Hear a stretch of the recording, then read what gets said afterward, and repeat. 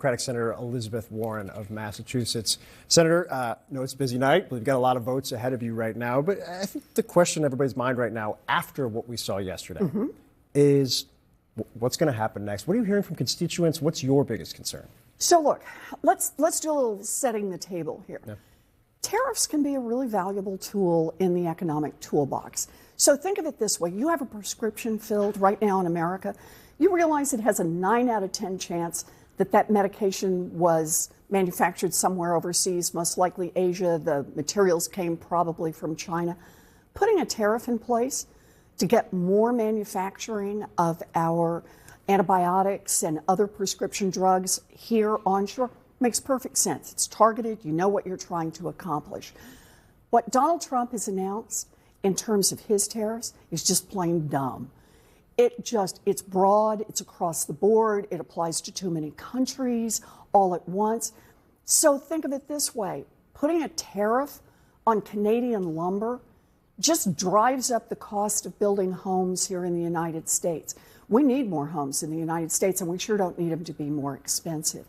So I think the concern right now is that sometimes tariffs could be good, but not when you do it like Donald Trump just did. And I think the scale of it has actually, it's so dramatic in terms of precedent. People don't really pay much attention to the fact the legal authority he's using is also unprecedented. First time he's ever used the emergency authorization to do this through a law that's never been utilized for tariffs before, except for when he went after Canada and Mexico earlier. And I keep thinking, I'm fairly familiar with the Constitution. It says tariff authority belongs to you. To Congress. That responsibility has both parties have abdicated a little bit over the course of the last couple of decades. Why? So part of it, I'm not sure we really have abdicated. I'm going to push back on that a little bit. We've passed some laws around tariffs, not things I always agreed with. But we have kept that mostly with Congress. And there is kind of like this emergency release valve under certain conditions. And Donald Trump just wants to apply it entirely across the board.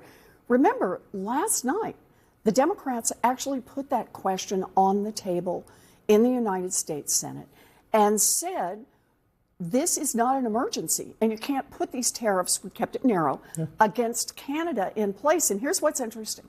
First crack in the Republican wall appeared last night over tariffs. 4 Republicans crossed over the aisle and voted against Donald Trump, voted with the Democrats to say stop doing this with tariffs in the specific case of Canada. It was a reminder, Mitch McConnell being one of them, Republicans used to have a very different view on this issue, dramatically so. But it also happened after House Republicans had already front-run the process through a procedure in the House that I'll get in trouble if I try and explain it on TV to normal humans, to stop it from ever coming up there. Is there a way around that? There could be, because anything they did, they could also undo if there are enough Republicans who decide to do that. But you know what you're really talking about? Let's just put it in a little bigger picture.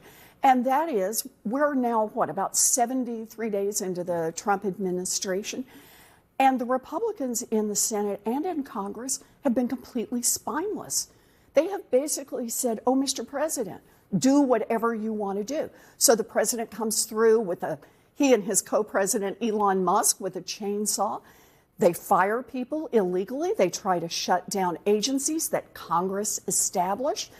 And we can't even get so much as a hearing in the House or in the Senate from the Republicans because they are so busy saying whatever Donald Trump wants is all right with us. Maybe what we're starting to see is some of the Republicans growing a backbone and standing up and pushing back and saying, wait a minute, Congress has some responsibilities here. We're not going along with this craziness, and we're not going to help Donald Trump wreck the economy. What about Democrats? You hear the criticism. What are you doing? What's the plan? There's a lot of frustration. I think there's also, for folks that I talk to in your party, operative and voters alike, there's a lot of feeling of helplessness. Yeah. The Trump administration has moved fast, and they have done things, including to the CFPB, which was your brainchild, and you helped get across the line, that I don't think anybody thought was possible prior to now. What are you doing? So understand, you can break things faster than you can come back and put them back together. And that's part of what's happening right now, for example, with the CFPB. Elon Musk comes in and fires everybody just like that because he thinks he's king of the world, or at least co-king of the world. Now the courts are saying, whoa, whoa, whoa, back up, you can't do that. They're putting orders in place.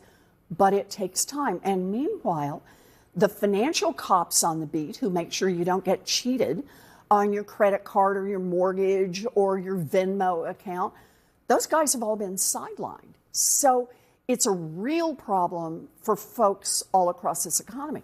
Laying off veterans, stopping veteran services at the VA. It's happening all across. But here's the heart of it. Democrats don't have as much power as we want. We don't have the votes in the House or the Senate. Obviously, we don't have the White House. But not having as much power as you want is not the same as having no power. Yeah. First example of that is the one I just gave you, and that is we shamed those Republicans yesterday, and finally 4 of them cracked and said they were willing to stand up to Donald Trump. What else can we do? We do investigations. We've now got the inspectors general are starting to move on some of the actions of Elon Musk and Donald Trump. We do oversight letters, and we help organize. Look what just happened in Wisconsin less than 48 hours ago. Yeah, it's $25 million Elon Musk pours into Wisconsin, even puts on the cheese hat thing, and gets whomped by 10 points. So Democrats still got a lot of energy. We're going to be in this fight all the way.